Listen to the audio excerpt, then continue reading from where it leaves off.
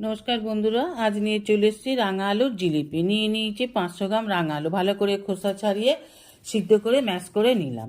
নিয়ে নিলাম 1 টিস্পুন লবণ, বড় চামচের 2 চামচ সুজি, 4 চামচ ময়দা, 4 চামচ গুঁড়ো দুধ, 1 টিস্পুন ছোটো এলাচ গুঁড়ো, 1 টিস্পুনেরও কম খাবার সোডা। সব উপকরণগুলোকে ভালো করে মেখে একটা ডো বানিয়ে নিলাম। নিয়ে নিলাম 1 টিস্পুন ঘি।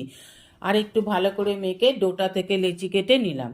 এবার একটা লেচি নিয়ে এইভাবে লম্বা করে নিয়ে রুটি বেলার চাকির মধ্যে একটু লম্বা করে নিন। এবার এইভাবে ভাঁজ দিয়ে জিলিপির মতন বানিয়ে নিন। এইভাবে সবগুলো বানিয়ে নিলাম। এবার ওভেনে কড়া বসে দিয়ে দেবো সাদা তেল। তেল গরম হয়ে গেলে বানিয়ে রাখা জিলিপিগুলো দিয়ে উল্টে পাল্টা হালকা লাল করে ভেজে তুলে নিন। ওভেনে আরেকটি কড়া বসে দিয়ে দেবো 1.5 বাটি চিনি, 3 বাটি জল, 2টো ছোটো এলাচ, 1 চামচেরও কম একটু ইয়েলো কালার। রসটা ফুটে উঠলে জিলিপিগুলো দিয়ে 2 মিনিট রেখে তুলে নিন। এবার গরম গরম পরিবেশন করুন।